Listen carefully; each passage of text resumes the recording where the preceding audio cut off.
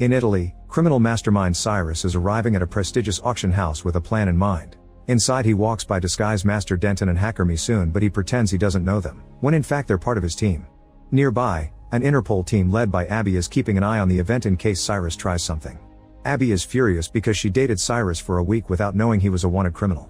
This auction is happening at the same time in London, where team members Magnus the safecracker and Luke the engineer are getting in position. Back in Venice, the first piece of art is bought by Malzen for 11 million, and then the host introduces the artist N8, whose NFT is being auctioned next. It's a mask made of 482 cameras, which will create an NFT based on Van Gogh style and a live 30-second feed of the moment of the sale. Cyrus immediately makes a high offer and Abby guesses he knows her team is there. He and Denton try to outbid Malzen, and once the sale is done, Misoon activates an alarm. Everyone starts leaving the auction house and Abby gets suspicious, so she sends her team in. In London, the alarm is also going off and Magnus messes with an electronic lock to sneak inside the storage, where he steals a very expensive painting. He puts it inside a tube and throws it into the water, where it's picked up by Luke. Back to Cyrus, he offers N8 to come to his yacht to finish the transaction. They leave through the back door where pilot Camilla is waiting for them on a boat. They're already gone by the time Abby arrives and she realizes that since an NFT can't be physically stolen, they've stolen the artist instead. She rushes outside to try to follow them on another boat, but Misoon hacks into a bunch of boats to block her way. Abby refuses to give up and gets on a different boat, so Camilla starts driving at great speed and taking steep corners to slow her down. When they make it to the sea, Misoon activates a barrier, allowing Camilla to drive through just in time but leaving Abby behind. When the team makes it to the yacht, they pay N8 the 20 million for the NFT and start to party. Afterward, Abby and her team look at the security montage and notice that Denton had been faking his limp, so she sends her men to look for him. The next morning, N8's kidnapping appears on the news. N8 freaks out when he realizes these guys are criminals, but Cyrus quickly explains what's going on. The Mona Lisa only became valuable after it was stolen, so they copied that idea. Magnus and Luke sold the painting for 20 million for Cyrus to buy the NFT from N8, and now that's disappeared. The NFT is worth 89 million. Cyrus will be sharing the money with N8, who happily plays along. Meanwhile, Denton has been arrested by Interpol and Abby has a picture proving he knows Cyrus. While she tries to interrogate him, she receives a box sent by Cyrus with his paddle from the auction and pictures from the week they spent together. Frustrated, Abby decides to go to London and bring Denton. At the British headquarters, Abby meets with Huxley, who wants to offer Cyrus a deal. At first Abby refuses because she's been chasing Cyrus for a whole year, but Huxley has a mission that takes priority.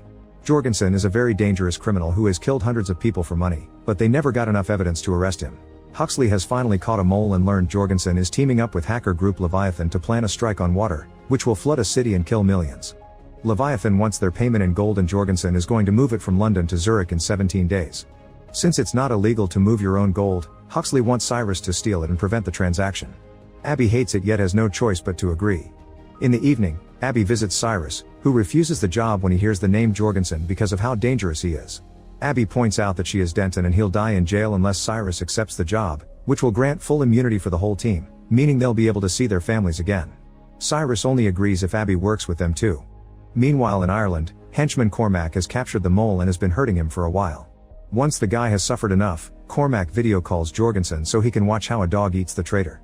The next day Abby releases Denton and meets with the team to share the intel she has. The gold bars will be packed in a crate, and on both airports it'll be surrounded by guards. After lots of thinking, Cyrus decides they should take the whole plane, meaning they should use a second aircraft to swap the radar signature. To do so they'll need a private jet, so they visit Malzen to borrow his.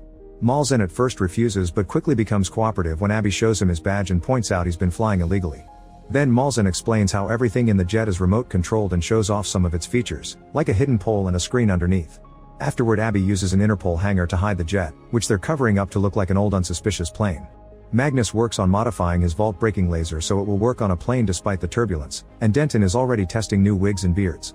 Camilla is having a bit of trouble with the simulation to practice moving the jet under the gold plane, but Cyrus has an idea. Luke will put all the cameras from the NFT on the jet so Camilla can have full visibility around the plane. Misoon has a program to hack into the GPS transmissions to trick air traffic control. The issue is that doing both the jet and the plane at the exact same time when they're moving so fast is impossible. Someone at traffic control will notice two planes with the same signal, but luckily Abby knows someone. Sometime later, Abby and Cyrus meet with Harry, who works at air traffic control but is also an informant for Interpol.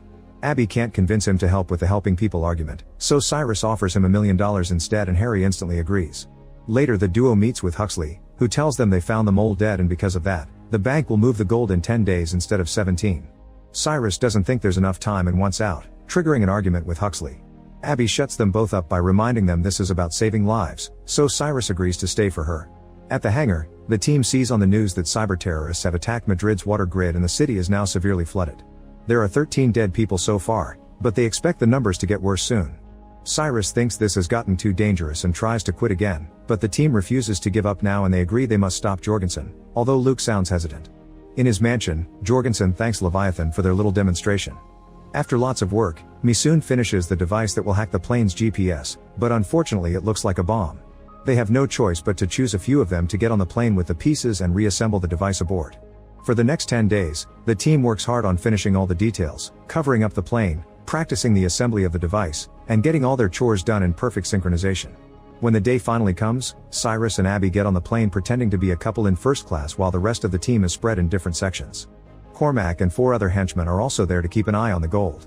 The team is wearing hidden communicators to stay in contact, and Cyrus realizes Luke isn't checking in. He calls him on the phone and learns that Luke got too scared of Jorgensen, so he decided to quit the mission. As the plane takes off, so does Camilla on the jet. On her laptop, Misoon hacks into the plane's information and discovers Jorgensen's henchmen are aboard, so they'll have to move carefully. One by one, the team members enter the bathroom to hide the device pieces, then Abby goes in to put it together. She only has 10 minutes until Camilla reaches their location, so she's got to be fast. Abby manages to put the device together quickly, but when she's about to hide it behind a light, it drops and comes apart. Soon Cyrus notices she's taking too long and enters the bathroom to help her. At that moment, henchman Donald gets suspicious and knocks on the door, so Abby starts making noises to make it look like they're doing the dirty to keep him away. Meanwhile, Camilla's cameras are having trouble with the turbulence and the signal goes out. Another camera even breaks, but before time runs out, Camilla pulls a last-minute move and pushes the jet right under the plane. Because the device isn't ready yet, the same signal appears twice on the computers of traffic control, so Harry has to distract a coworker by pretending to feel harassed by her. Thankfully right then Abby and Cyrus finish the assembly and the device hacks into the plane, making the second signal disappear. To celebrate, Cyrus kisses Abby after hiding the device. Afterward, Harry calls the plane pilots to tell them about a fake storm and asks them to change course, sending them to a private airfield in the Alps. The pilots believe it and start flying away while Camilla releases a drone that will keep the signal on the original course to trick the other traffic computers. The pilots also announce the change to the passengers, so the henchmen get ready to act. Meanwhile, Denton is playing the part of a sick man and distracts the stewardess so that Magnus can take one of his oxygen tanks and sneak into the cargo area. Once Misoon has cut down the Wi-Fi and hacked into the gold's lock, Magnus puts on an oxygen mask and opens the compartment with the gold, which hits him with the pressure variance and makes the plane shake a little. Accessing the gold with the laser is going to take a while, and the henchmen are getting in position. Donal uses his gun to kidnap a stewardess and tries to get her to open the cockpit, which is seen by Abby. At that moment the laser makes the plane shake again, and Cyrus uses the chance to tackle Donal, who responds by opening fire. Cyrus begins throwing bags at him as defense and jumps on him to disarm him while a second henchman arrives. This guy is jumped on by Abby, who starts beating him up at the same time Cyrus starts fighting Donal hand to hand. The more Magnus uses the laser, the more the plane shakes, and both fights start stumbling all over the place. Donal tries to choke Cyrus with a phone cable at the same time Abby pushes a cabinet, causing both henchmen to dodge out of the way and the cabinet falls downstairs with Cyrus and the stewardess. At that moment Magnus finally opens the safe and accesses the gold. Abby knocks down the other henchman while Donal retrieves his gun, but before he can shoot, Cyrus knocks him out by smashing him against some glass. Then Cyrus and Abby try to reach Magnus, only to find the way blocked by Cormac and his gun. Suddenly the plane lands on the new destination and since the ground is frozen, it starts sliding around, not stopping until it gets caught by the snow. Soon Camilla also lands with the jet and she has to make an extra effort to stop it from sliding right before it hits the plane. Cormac and his 2 men capture Abby, Cyrus, Magnus, and Camilla. After calling Jorgensen to confirm the gold is fine, Cormac promises to deliver it himself. Cyrus tries to make him use the train as originally planned, but Cormac chooses to take the jet instead, taking the team with him except for Magnus. Moments later, Camilla is piloting the jet under Cormac's orders, but she presses a button to send her teammates a signal. Abby and Cyrus put on their seatbelts and Camilla starts piloting the jet like a maniac, making it shake while pretending it's the gold throwing them off balance. All the shaking is slowly removing the metal covers, which will help the jet be found again. Back in the Alps, Magnus hits his captor and steals the gun, only to put it down and try to escape. When the henchman grabs the weapon and tries to shoot, the gun backfires and hurts his hand just like Magnus modified it to do. At the train station, Huxley notices the gold isn't coming and his partner informs him the plan failed. Now the gold is flying to Jorgensen's villa. Huxley decides to call the NATO and tells them about a terrorist threat that needs to be shot down, not caring if Abby dies in the process. As the military jets take off, Jorgensen meets with the Leviathan leaders and pretends the delay with the gold was his own plan to distract the authorities. Soon the team's plane is surrounded by the NATO jets, so Harry informs the authorities that there are civilians aboard. However, Huxley lies and says it isn't true, ordering to shoot it down anyway. Desperate, Cyrus activates the pole to disarm the henchmen. Then he and Abby start fighting them all over the place. In the struggle, Abby manages to grab the remote control and makes the word civilian hostages on board appear on the big screen under the jet. Then Camilla pulls a crazy move and turns the jet upside down to show the message to the soldiers, who immediately cancel the rockets. Once the other jets are gone, a henchman threatens Camilla into making things right. She puts the jet back in position before fighting the thug, who immediately pushes her back on her seat and breaks her wrist, reminding her to land. Camilla pretends to pilot only to suddenly pull a lever, causing the jet to start falling at great speed. While Cyrus keeps Cormac away, Abby reaches the control again and opens the door, which sends Cormac flying out of the plane before she closes it again. Afterward, the duo rushes to the cockpit and takes over the controls because Camilla can't pilot with a broken wrist. They manage to make the plane stop falling, however another metal piece goes loose and damages the hydraulic pump. While still in pain, Camilla does her best to steer the plane using the engines and the jet lands on Jorgensen's garden, but it slides down the road for a few minutes and keeps getting destroyed until it turns on its side. The gold immediately falls off the plane and Cyrus, Camilla, and Abby are surrounded by Jorgensen's guards. Cyrus notices there's a camera still working and mentions the NTF they saw during the auction, which is a sign for Misoon to start hacking. Jorgensen comes to interrogate them with a gun, but at that moment, the Leviathan leader gets a message telling her about Interpol and cancels the deal. Furious, Jorgensen shoots her leg and demands her to restore the deal, but since she turns him down, he shoots again to kill her. Then Jorgensen asks who the Interpol agent is, so Cyrus pretends it's him. Before Jorgensen can shoot him, the Italian police arrive and surround them. Jorgensen pretends he just took out his gun in self-defense because some crazy guys landed in his garden, so Cyrus gives Misoon the signal and now the video of Jorgensen killing the woman appears on the screen of the plane. While Jorgensen is arrested, Huxley and another agent arrive by chopper.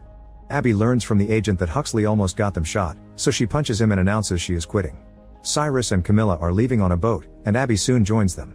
A few weeks later, Cyrus surprises Abby by buying back her childhood home. He also makes a big reveal: Luke never quit, he was on a side mission to steal the gold. Magnus had made a bunch of fake gold bars and shipped them on the same plane, so during the fight, he exchanged the gold for the fake cargo and threw the real bars out of the plane. Luke was in the Alps using a remote control to make the gold land safely, and Huxley was furious that he was stuck with useless metal. Now Cyrus and Abby reunite with the team next to a lake and using the remote control, they take gold out of the water. Abby agrees to join the team and Cyrus kisses her to welcome her. Make sure to subscribe and turn on notifications so you can watch more videos like this. Thanks for watching.